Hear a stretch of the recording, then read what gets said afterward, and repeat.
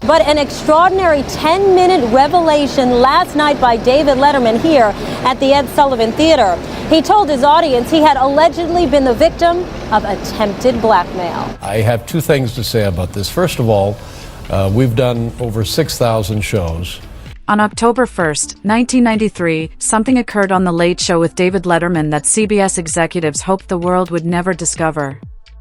That night, a comedian walked confidently onto the stage, performed his full set in front of an audience that laughed and clapped throughout, and left the stage thinking he had nailed it. The producers had reviewed and signed off on every single joke beforehand, so nothing seemed out of place. Yet, when the program aired later that evening, the entire 7-minute routine had been erased. Not a second of it survived the broadcast. It was unprecedented. Never before in CBS history had the network chosen to cut an entire comedian's set after recording. Later that night, the comic received a devastating phone call. What was said to him in that conversation left a shadow over his final months, haunting him until his death just 5 months later. David Michael Letterman's story began much earlier. He was born on April 12, 1947, at Methodist Hospital in Indianapolis, Indiana. His father ran a modest flower shop, while his mother worked faithfully as a church secretary. The Letterman family lived in Broad Ripple, a quiet middle-class neighborhood not far from the famous Indianapolis Motor Speedway, where the roar of race cars often filled the air. As a child, Dave was captivated by model race cars, building and collecting them with an intensity that seemed to drown out everything else around him. He grew up alongside two sisters in a household that, while unpretentious and stable, was shaped by gentle humor, unshakable discipline, and the kind of quiet resilience typical of Midwestern families. Life shifted dramatically when Dave was just 11 years old. His father suffered a massive heart attack, an event that shook the entire family. Though his father survived, the scare left a lasting imprint on young Dave's mind.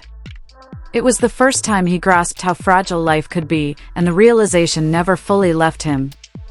Even when he tried to focus on school, toys, or Saturday morning cartoons, the gnawing fear that his father might suddenly be taken from him lingered in the background. That fear proved real years later when Harry Letterman died of a second heart attack in 1973 at just 57 years old. The loss confirmed everything Dave had dreaded since childhood. His father never lived to see his son appear on television or to hear the roar of a studio audience laughing at his jokes. Yet this profound loss gave Dave's comedy an undercurrent of depth. Beneath the punchlines was a recognition of life's fragility. Even as a boy, Letterman used imagination and performance as his escape. While other kids spent afternoons outside playing, Dave was inside, pretending he was already behind a microphone. He mimicked radio announcers, invented characters, and practiced voices.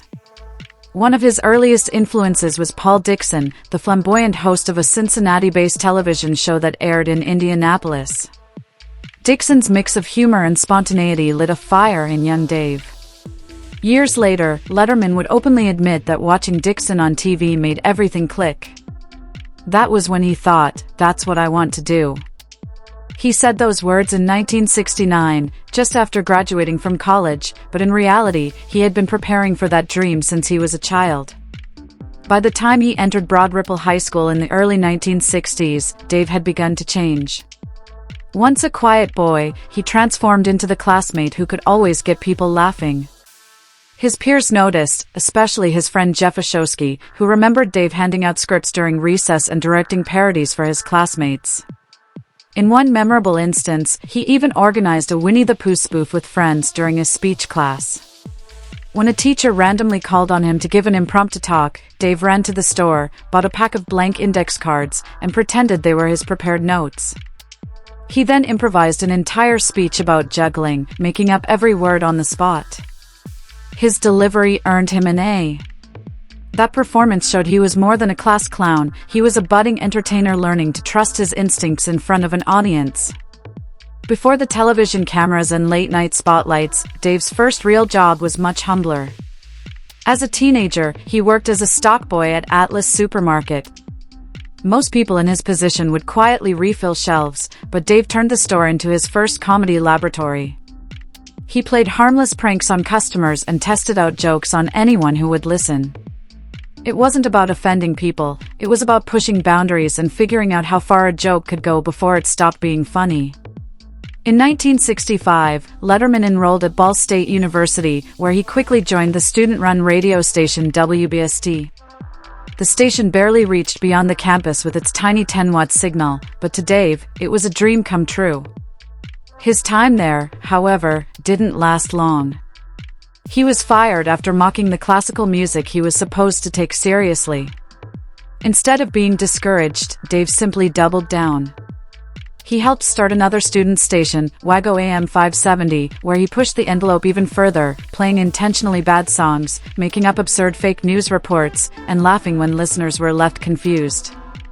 These antics hinted at the absurdist style that would eventually define him.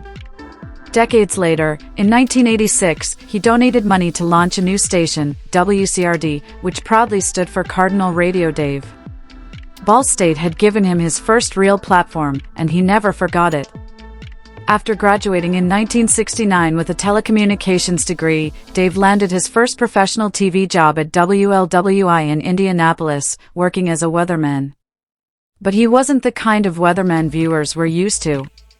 Instead of dry forecasts, he turned the segment into comedic performances.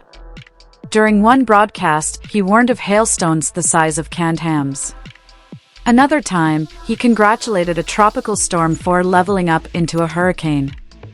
He invented towns that didn't exist, reporting imaginary weather conditions there. In one segment, he joked that the Indiana-Ohio state border had vanished in a shady scandal because the satellite map failed to show it. These stunts weren't random, they were his way of testing how far he could stretch absurdity while still keeping viewers engaged. And he learned that audiences would accept a lot, as long as it made them laugh. During these formative years, one person anchored him, Michelle Cook, his college sweetheart. Michelle and Dave's relationship extended beyond graduation, eventually leading to marriage. For 7 years, she was by his side, supporting him quietly while he tried to find his place in broadcasting. She was there when he doubted himself, there when he dreamed of hosting a show, and there when he cobbled together forgettable early TV gigs. Their love story, though sincere, couldn't withstand the strain of his growing ambitions.